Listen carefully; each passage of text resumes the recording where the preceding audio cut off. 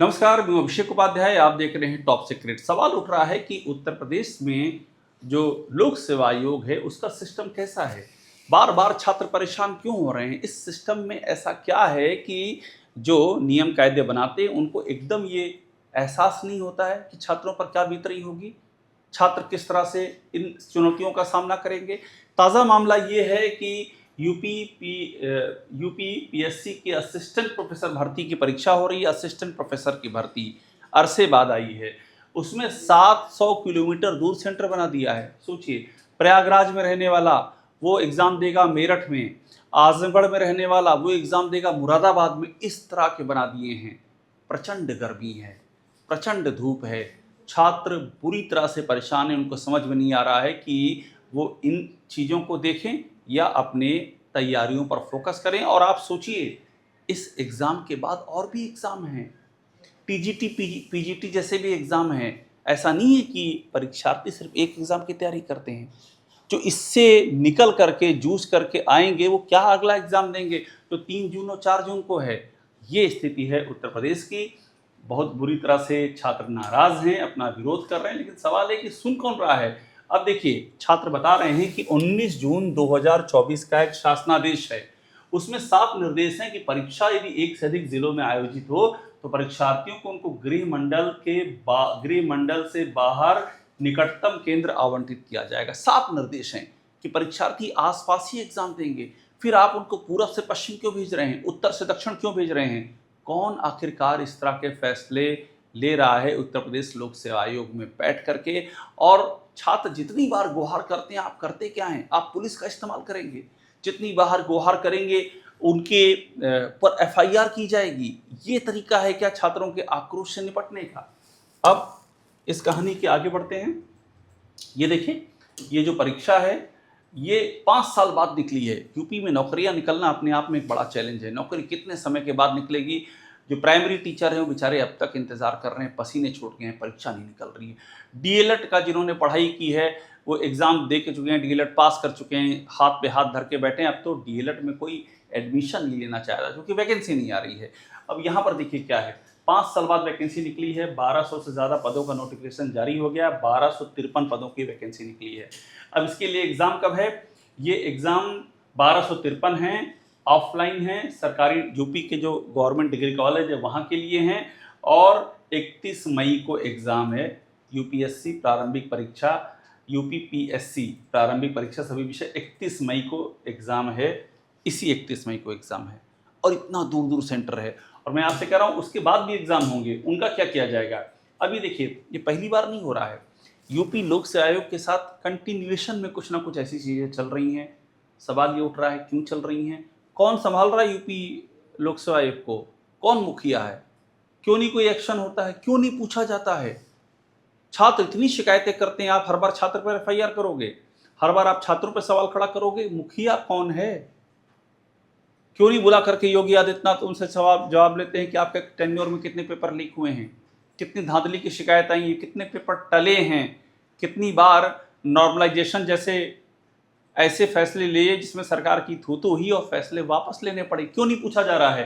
देखिए, यूपीएससी के बाहर ये 2025 दिसंबर की कहानी है। छात्र को पुलिस ने खदेड़ा, उसको हिरासत में लिया। उनकी मांगे क्या थी, मांगे थी कि धरना प्रदर्शन कर रहे थे, पीसीएस आरओ एआरओ इन सब में कट ऑफ को लेकर के कर रहे थे कि आंसर सीट कट ऑफ ये सब चीज़ें। देखिए, कट ऑफ, प्राप्तांक, संशोधित उत्तर कुंजी सार्वजनिक ना किया जाना, यानी कि आप आंसर सीट सार्वजनिक नहीं कर रहे हैं। ऐसी गोपनीयता बरत करके आप भरोसा कैसे जीतोगे विद्यार्थियों का। समाजवादी पार्टी सरकार में बड़े आरोप लगते थे, बीजेपी खूब आरोप लगाती थी कि सब सेट है, ये लगाती थी कि जात विशेष के हो रहे हैं उम्मीदवार, इस तरह के आरोप भी लगाए जाते थे। यहाँ क्या हो रहा है, इस पर सवाल क्यों नहीं उठ रहा है। सोचिए आप, आरओ एआरओ पीसीएस इन सब में कट ऑफ, प्राप्तांक और संशोधित उत्तर कुंजी ये भी सार्वजनिक नहीं करोगे आप, और इसके लिए छात्र प्रदर्शन करेंगे तो उनको खदेड़ा जाएगा, हिरासत में लिया जाएगा, एफआईआर दर्ज की जाएगी। ये है उत्तर प्रदेश का लोक सेवा आयोग और ये है उसकी कहानी। इसके बाद देखिए, फिर देखिए कहानी 2024 की, मैंने वो दिखाया था 2025, अब ये 2024। सड़कों पर उतरे हजारों स्टूडेंट्स, आखिर क्यों मचा है बवाल। यानी कि हर साल उतर रहे हैं हजारों विद्यार्थी। मैं फिर कह रहा हूं कि कौन है यहाँ का मुखिया? क्यों नहीं सरकार, क्या सरकार को नहीं पता किसने अपॉइंट किया है, वो कौन है, किसका अभयदान है? सारे सवाल उठ रहे हैं, क्यों नहीं जवाब तलब किया जाता है? देखिए यहाँ पर क्या हुआ था, यहाँ पर पीसीएस आरओ एआरओ की परीक्षाएं होनी थी, उसमें 1 डे 1 शिफ्ट नो नॉर्मलाइजेशन, यानी कि कई कई शिफ्ट में एग्जाम होंगे, ये फार्मूला लगा दिया गया। फिर हम नॉर्मलाइजेशन करेंगे, क्या क्राइटेरिया होगा नॉर्मलाइजेशन का भगवान जाने। छात्रों ने जम करके बवाल किया और उसके बाद जब वो उतरे और वो पूरी तरह से शांतिपूर्ण अपनी बातें कह रहे थे, ऐसा भी नहीं था कि किसी हिंसा का सहारा ले रहे थे, लेकिन उसका नतीजा क्या हुआ, छात्रों की नॉर्मलाइजेशन और शिफ्ट पर विवाद, ये मेन वजह थी।